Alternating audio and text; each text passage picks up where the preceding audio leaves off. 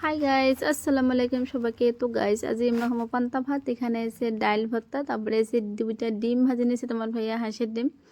তো ফাইনালি ভাবলাম যে আজ পান্তা ভাতটা খেয়ে নেই। তারপরে আমার মানে মানুষ কাম করিয়েছে, মাটি কেটে কাম করিয়েছে, তাক তো অল্প মানে চা পানির নাস্তা দেওয়া লাগবে। তো ফাইনালি পানি চাইলে, খালি পানি তো দেওয়া সম্ভবই নয়। তো সেলাইস এসেছিল ঘরে, জেলি এসেছিল, তো জেলি আর সেলাইস দিলাম। তারপরে কয়েকটা খেজুর, তারপরে দিয়ে দিলাম ওই কয়েকটা বড়াই। তারপরে আমার তো তোমার ভাইয়া নিয়ে গেলে খাবার বেড়ে দেওয়া আছে, বেড়েছে তো আমার বসার জায়গা আছে, তো বাহিরে তোমরা খেয়ে নেবে।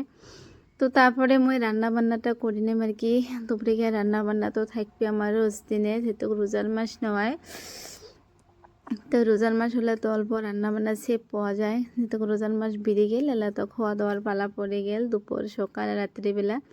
তো তোমার ভাই আনছে একদম ফ্রেশ ফ্রেশ সবজি নিয়ে এসেছে, দেখো কত সুন্দর। এটা নিয়ে হচ্ছে একদম ফ্রেশ সবজি নিয়েছে, সজনা কত সুন্দর আর কি। এটা হচ্ছে লোকাল সজনা।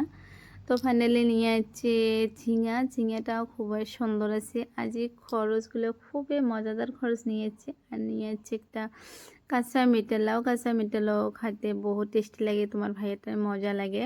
তো মিঠা লাউটা সেই সুন্দর আর কি। তারপরে নিয়েছে ধনিয়া শাক, পটল, তারপরে জানি না কি মাছে নিয়ে যাচ্ছে আর কি, মোর জানা নাই।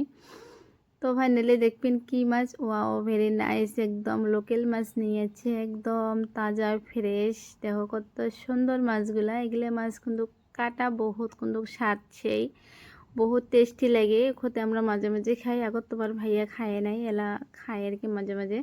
একদম ফ্রেশ, দেখো একদম বত্তা আর কি, ছাপে আছে, খুবই সুন্দর লাগছে। তো গাইস আজ মজার সবজি রান্না করা হবে মাছ দিয়া।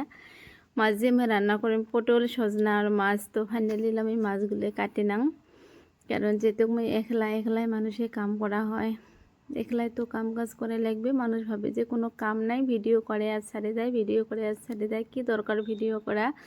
সাই ভিডিও করে তাইহে বোঝে কতটুক ব্যথা, কতটুক জ্বালা আর কি।